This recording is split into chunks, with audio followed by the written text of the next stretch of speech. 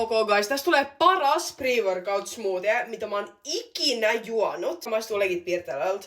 Ja me aloitetaan laittamalla 100 grammaa rasvatonta jogurttia. Sen jälkeen me laitetaan mustikoita. Nyt tuli vähän enemmän, se ei haittaa meitä. Mitä enemmän marjoja, sen parempi. Vitamiinit. Kyllä. Ja 5 grammaa mansikoita. Sitten me laitetaan proteiinijauhetta ja mä laitan banaanimakusta. Ja tää banaaniprotsku on ihan sika hyvä smoothie. Se siis maistuu niinku oikeesti banaanilta. Et jos sulla ei ole banaania kotona ja sä tykkäät smoothies, missä on banaania, ainakin mä rakastan banaanismoothieita, niin tää ei oo semmonen esanssinen maku, vaan tää on niinku legit banaani. Mun poikaystävä maistoi tässä, se oli vaan tälleen, onks tossa banaania? Ja mä olin tälleen, se on banaaniprotsku.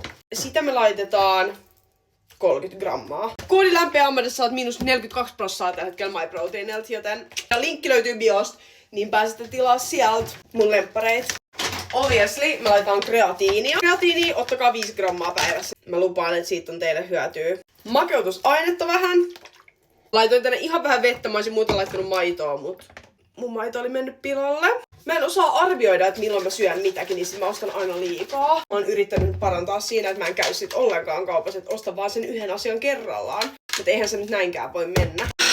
Siis kun laittaa Heraprode, niin tästä tulee niinku tosi silleen fluffy, joka on ihan super nice.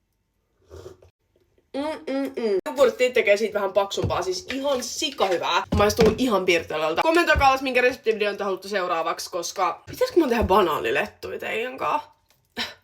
Kommentoikaa, jos te haluatte banaanilettureseptin. Muistakaa, että koodi lämpeä -42% MyProteinilta. Biolinkis lempparit ja ihanaa viikkoa!